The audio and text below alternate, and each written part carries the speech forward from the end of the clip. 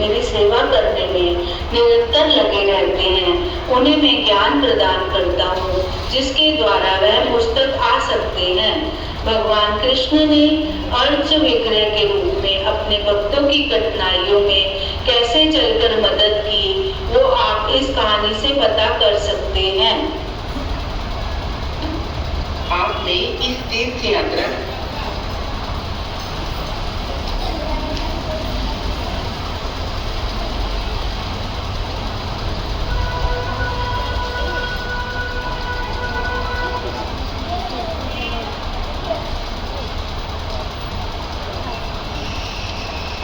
हरे कृष्णा।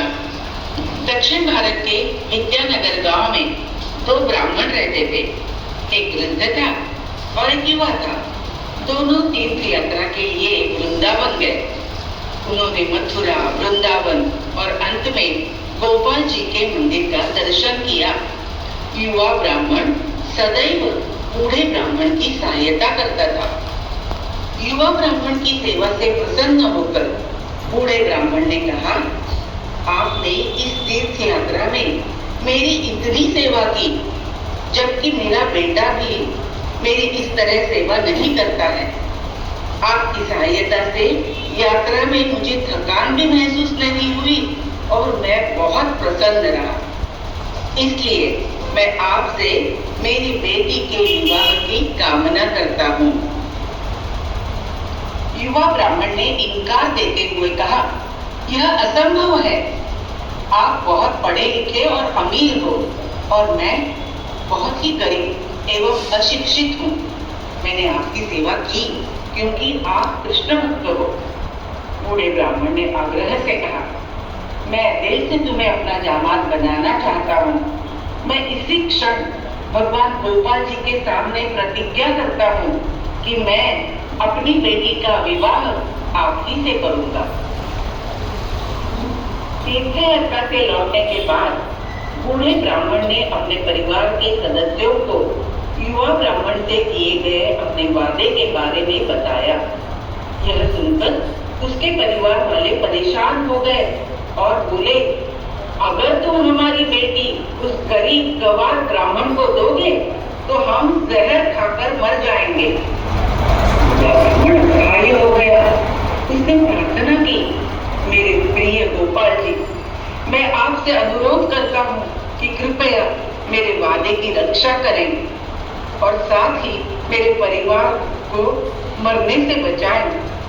कुछ दिन के बाद युवा ब्राह्मण बूढ़े ब्राह्मण के घर आया, लेकिन बूढ़ा ब्राह्मण चुपचाप रहा। तभी बूढ़े ब्राह्मण का बेटा छड़ी लेकर आया और बोला, ओ धोखेबाज, तुम मेरी बहन से शादी करना चाहते हो? छड़ी देखकर युवा ब्राह्मण वहां से भाग गया। लेकिन अगले ही दिन गांव वालों को बूढ़े ब्राह्मण के घर लेकर आया। उन सबको देखकर ब्राह्मण का पुत्र कठोर स्वर में बोला, तीर्थ यात्रा के दौरान इस दुष्ट ने मेरे पिता को नशीला पदार्थ खिला दिया और उनका सारा धन छीन लिया और अब कहता है कि मेरे पिताजी ने मेरी बहन की शादी इसके साथ करने का वादा किया था। लोगों को संदेह हुआ और उन्होंने सोचा कि यह संभव है कि किसी लालच के कारण यह लड़का झूठ बोल रहा है। तो बहुत समझाया, पर कोई भी ब्राह्मण और युवक की बात पर विश्वास रखने को तैयार ही नहीं था। तब पंचायत बुलाई गई। पंचायत ने युवक से पूछा, तुम्हारी इस बात का कोई साक्षी है?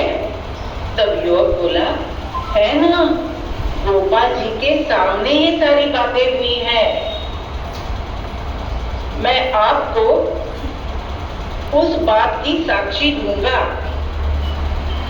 सब एक दूसरे का मुंह देखने लगे और युवक यह कहकर वहां से चला गया।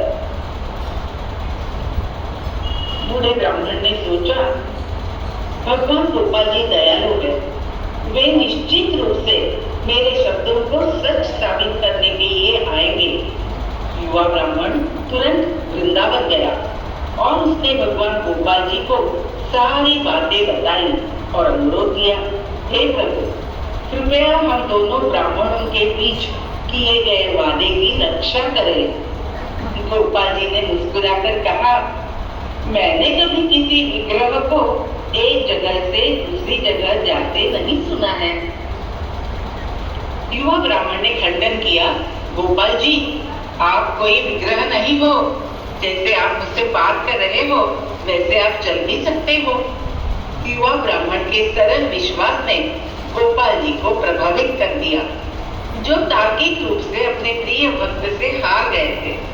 भगवान मुस्कुराए और बोले, मैं तुम्हारे पीछे चलूंगा, पर मेरी एक शर्त है, यदि तुम मुझे मुड़कर देखने की कोशिश करोगे तो मैं उसी स्थान पर स्थिर हो जाऊंगा। मेरे घुंघरू की आवाज से तुम्हें पता चल जाएगा। प्रतिदिन मुझे 1 किलो चावल का भोग चढ़ाना और मैं तुम्हारे पीछे पीछे चलूंगा। बस फिर क्या था, आगे आगे युवा ब्राह्मण और पीछे पीछे गोपाल जी। गोपाल जी को भूख लगने पर युवक पीछे मुड़े बगैर ही चावल देता। बस ऐसे ही दोनों चले जा रहे थे कि अचानक घुंघरू की आवाज आनी बंद हो गई। युवक को लगा कि गोपाल जी चले गए और वह सोच में पड़ गया। उसने पलटकर पीछे देखा तो गोपाल जी वही उसी स्थान पर स्थित हो गए। वह स्थान ब्राह्मण के गांव के बाहर ही था।